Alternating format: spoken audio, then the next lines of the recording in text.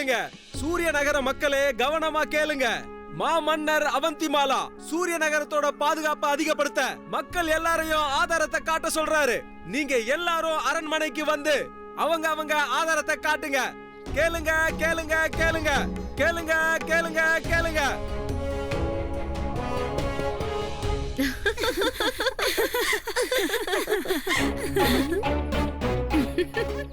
அழகு பெண்களே, உங்க எல்லாரோட தலையெழுத்து இப்ப மாறப்போகுது. ஏன்னா இந்த இளவரசர் குரூருக்கு ஒரு அழகான இளம் பெண் தேவை. ஏன் சுயம்பரம் வைக்க போறீங்களா? அப்படி சுயம்பரம் வச்சா நாங்கெல்லாம் உங்களுக்கு ராக்கி கட்டிடுவோம் குரூரண்ணா. போயிட்டு வரோம்னா.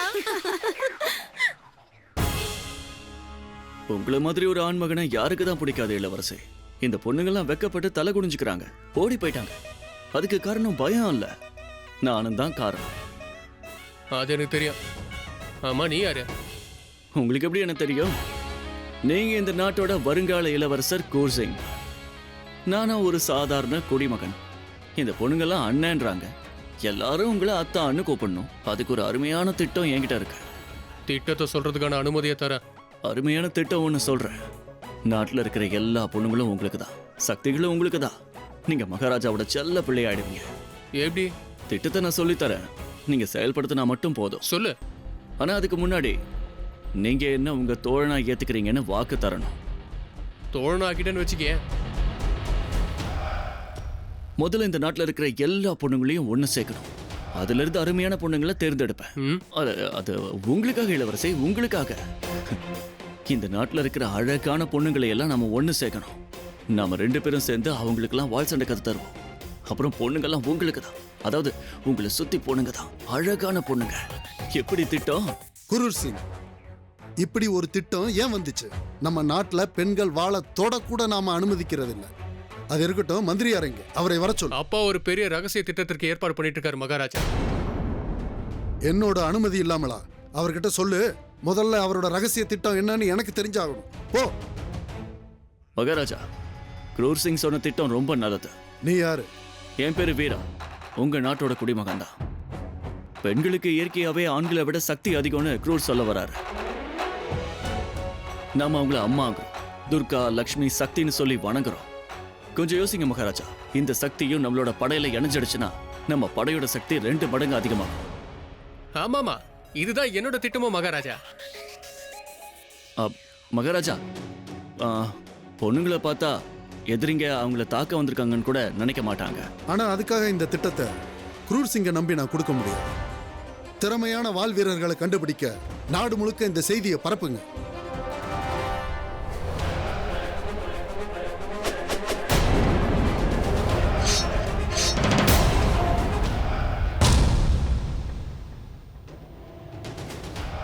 மன்னிங்க மகாராஜா, நான் உங்களுக்கு வாழ் திறமையை காமிச்சேன். நான் வாள் சண்டை, வில்வித்த, குஸ்தி இது 3த்தையும் காட்டில் இருக்கிற சித்தர்கள் கிட்ட கத்துக்கிட்டேன். ஒரு சின்ன விண்ணப்பம் மகாராஜா, பொண்ணுங்களுக்கு வாள் வித்தையை கத்துக் கொடுக்கிற பொறுப்பை குரூர் சிங் கிட்டே ஒப்படைங்க. நான் இவருக்கு துணையா எப்பவும் கூடவே இருப்பேன். அப்படியே ஆகட்டும். படைக்கு தேவையான பெண்களை அவரது பயிற்சியும் திறமையும் பார்த்து எடுக்கலாம். சரி மகாராஜா.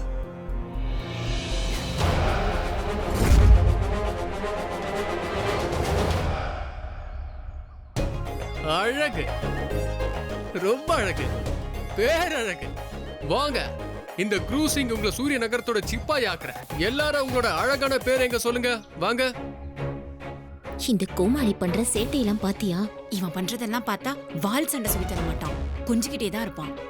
வாங்க, பயிற்சியும் வேணாம், ஒண்ணும் வேண்டாம். நில்லுங்க.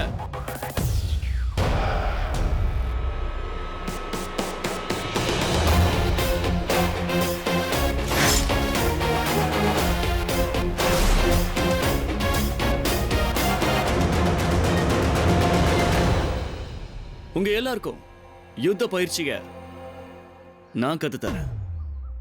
அதாவது இளவரசர் குரூரோட கட்டளைப்படி. பாத்தீங்களா இளவரசே, உங்க பேரை சொன்னது எல்லா பொண்ணுங்களும் நின்னுட்டாங்க. பொண்ணுங்களே, எதுக்கு சும்மா நின்னுகிட்டு இருக்கீங்க? அவங்க பேரை கொடுங்க.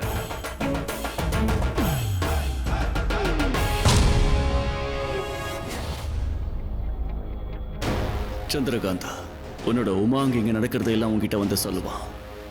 அதுக்கப்புறம் நீயாவே என்கிட்ட வந்துடுவ. அதுதானே எனக்கு வேணும்.